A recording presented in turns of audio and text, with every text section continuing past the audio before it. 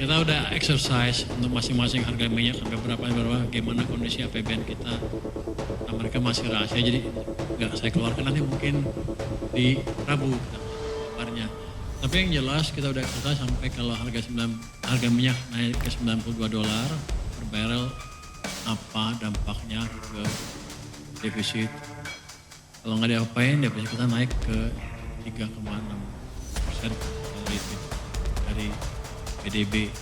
Indonesia hari ini berada dalam situasi yang unik, bahkan bisa dibilang paradoksal.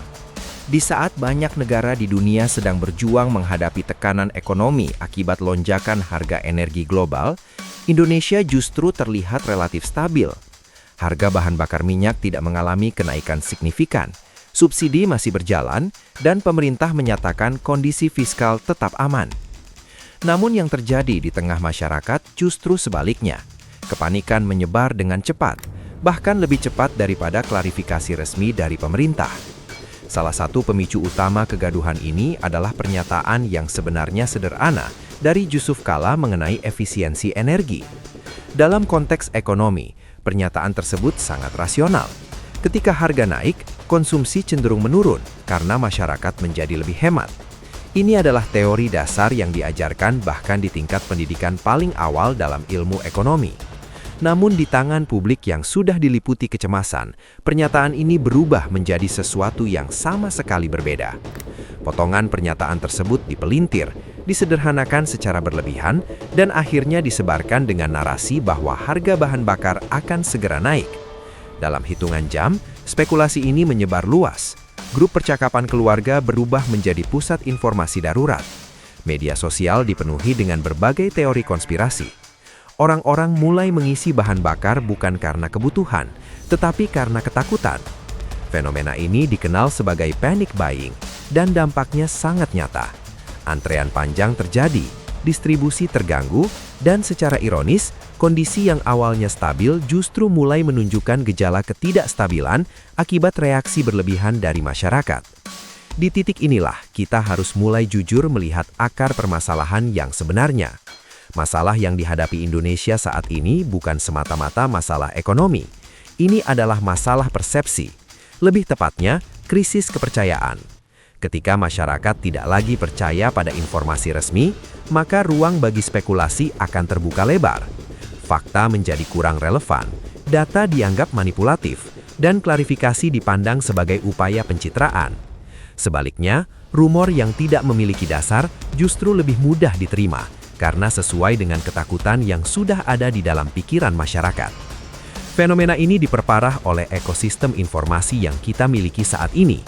Di era digital, informasi tidak lagi bergerak secara linear. Satu orang dapat menyebarkan sebuah narasi kepada ribuan orang dalam hitungan detik. Setiap orang memiliki kebebasan untuk menambahkan interpretasi mereka sendiri, sehingga informasi yang sampai ke publik seringkali sudah mengalami distorsi yang signifikan. Dalam kondisi seperti ini, yang paling cepat menyebar bukanlah kebenaran, melainkan sensasi. Dan dalam banyak kasus, sensasi yang paling efektif adalah sensasi yang memicu ketakutan. Tidak dapat dipungkiri bahwa dalam setiap isu besar, selalu ada pihak-pihak yang diuntungkan dari kegaduhan. Sebagian mungkin memiliki agenda politik, sebagian lagi hanya mencari perhatian atau keuntungan dari meningkatnya interaksi di media sosial.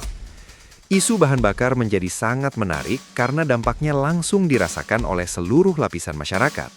Berbeda dengan isu lain yang mungkin hanya relevan bagi kelompok tertentu, bahan bakar adalah kebutuhan universal. Ketika isu ini diangkat, hampir semua orang merasa terlibat. Dan ketika semua orang merasa terlibat, potensi kepanikan menjadi jauh lebih besar. Di sisi lain, pemerintah sebenarnya sedang menjalankan strategi yang cukup kompleks.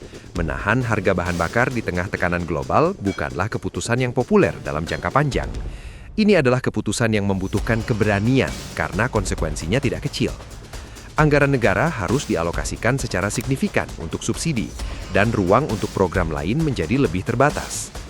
Namun keputusan ini diambil dengan pertimbangan untuk menjaga stabilitas ekonomi secara keseluruhan. Kenaikan harga bahan bakar tidak hanya berdampak pada biaya transportasi, tetapi juga pada harga barang dan jasa secara umum. Efek domino ini dapat memicu inflasi yang lebih luas dan pada akhirnya menekan daya beli masyarakat. Ironisnya, upaya untuk menjaga stabilitas ini justru seringkali tidak mendapatkan apresiasi yang seimbang. Sebagian masyarakat tetap memandang kebijakan tersebut dengan kecurigaan. Jika harga tidak naik, dianggap hanya sementara. Jika dijelaskan, dianggap sebagai pembenaran. Dalam kondisi seperti ini, pemerintah berada dalam posisi yang sulit. Apapun yang dilakukan, selalu ada potensi untuk disalahartikan. Ini menunjukkan bahwa masalah yang dihadapi bukan hanya pada level kebijakan, tetapi juga pada level psikologis dan sosial. Jika kita melihat lebih jauh, fenomena ini juga tidak lepas dari dinamika politik yang sedang berlangsung. Dalam setiap periode pemerintahan, selalu ada kelompok yang mendukung dan kelompok yang menentang. Perbedaan pandangan ini adalah hal yang wajar dalam sistem demokrasi. Namun, ketika perbedaan tersebut mulai mempengaruhi cara masyarakat menerima informasi, maka dampaknya bisa menjadi sangat luas. Isu ekonomi yang seharusnya dibahas secara rasional berubah menjadi alat dalam pertarungan opini. Dalam konteks ini, bahkan perbandingan dengan tokoh internasional seperti Donald Trump pun mulai muncul dalam narasi publik, menunjukkan bahwa diskursus telah bergeser dari substansi ke simbolisme. Dari sudut pandang global, Indonesia sebenarnya berada dalam posisi yang cukup baik. Banyak pengamat internasional melihat kemampuan Indonesia dalam menjaga stabilitas harga energi sebagai sesuatu yang patut diapresiasi. Ini menunjukkan bahwa secara struktural, fondasi ekonomi Indonesia masih cukup kuat untuk menghadapi tekanan eksternal. Namun, persepsi di dalam negeri tidak selalu sejalan dengan pandangan tersebut. Perbedaan ini menunjukkan adanya gap antara realitas objektif dan realitas subjektif yang dirasakan oleh masyarakat. Gap inilah yang menjadi sumber utama dari berbagai kegaduhan yang kita lihat saat ini.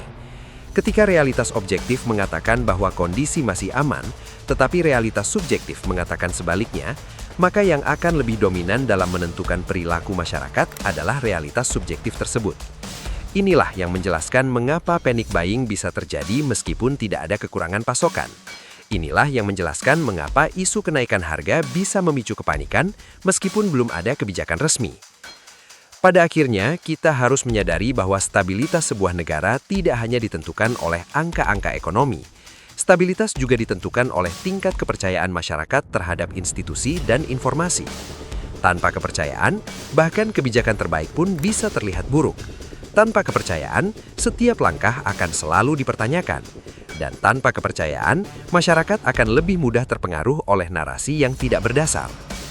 Oleh karena itu, tantangan terbesar yang dihadapi Indonesia saat ini mungkin bukan pada sektor energi atau fiskal, melainkan pada cara masyarakat memahami dan merespons informasi. Kita hidup di era di mana informasi sangat melimpah, tetapi kemampuan untuk memilah informasi menjadi semakin penting. Tanpa kemampuan tersebut, kita akan terus terjebak dalam siklus kepanikan yang sebenarnya tidak perlu. Pertanyaan yang perlu kita renungkan bersama adalah apakah kita benar-benar sedang menghadapi krisis, atau justru kita sendiri yang menciptakan krisis tersebut melalui cara kita berpikir dan bereaksi. Jika jawabannya adalah yang kedua, maka solusi yang dibutuhkan tidak hanya berasal dari pemerintah, tetapi juga dari masyarakat itu sendiri.